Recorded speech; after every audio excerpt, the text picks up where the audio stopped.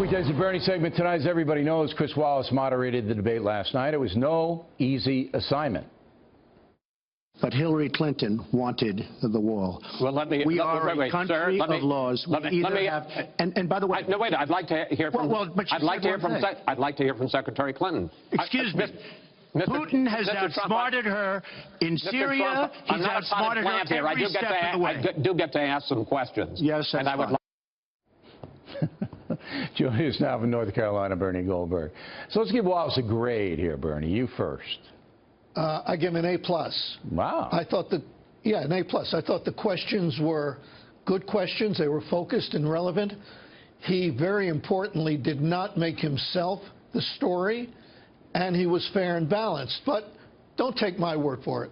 Let's go to the Bible that liberals go to get their guidance. I will read you one sentence from that Bible, the New York Times. Mr. Wallace mixed humor with scolding and persistence with patience to guide his charges toward the most substantive encounter of an unusually vicious election. I agree. Okay. I'm not going to give you my grade because I got Wallace on tomorrow, and so I'm going to give him the grade face-to-face like any good teacher would do. But I thought that Wallace, people don't understand watching how difficult it is, particularly when you're that far away. See, I can control this program pretty well because the guests in the studio are like literally 2 feet from me, and on the satellite I can cut your mic and then make fun of you but I could just cut your mic off. But there he couldn't do anything, and if they wanted to keep talking, which both of them did, all right, both of them yammered through his questions, there's nothing he can do about it. I mean, unless he throws something at them. But so I thought he did pretty well, and he got a lot in the 90 minutes. They got a lot of subjects in. The one thing that I would do that Wallace didn't do, and I want your opinion on this, is that if somebody says something like Hillary Clinton did, well, it's only about economics, the open border, or it's only about energy. That's what he said. It's only about energy, open border. I would say clearly it isn't, Madam Secretary, and then I would read the quote.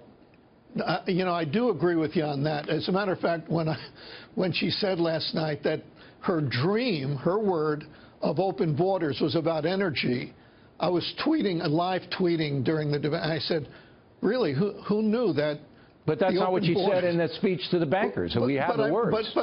But come on, I have a dream of open borders for energy? No, it's for people. Right. I mean, I guess he could have said, as you know, I don't like second-guessing people who do live television, but I guess he could have said, Mrs. Clinton, come on, really?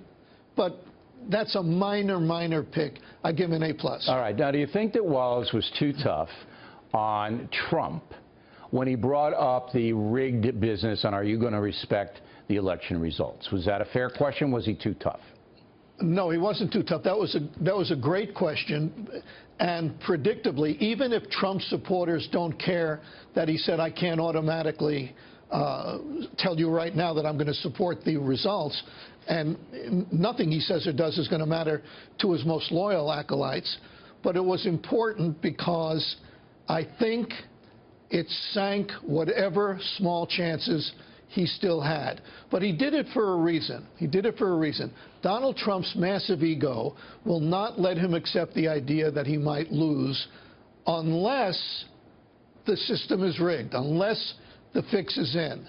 So if the fix is in, of course he can't automatically accept the results. It's a circular argument. Yeah, it's but you're being a psychologist now. You're analyzing him because you don't have any basis in fact. Well, here's a political analysis then. If Donald Trump winds up hemming and hawing and not supporting enthusiastically, or at least as enthusiastically as a loser can support the result, if he can't support the result in 2016, what do you think his most passionate supporters are going to do in 2020? You think they're going to hop on board the Republican bandwagon? No, because I don't. It depends on who the person is. But anyway, Trump today clarified, but as we said in the talking points memo, in the court of public opinion didn't do him any good.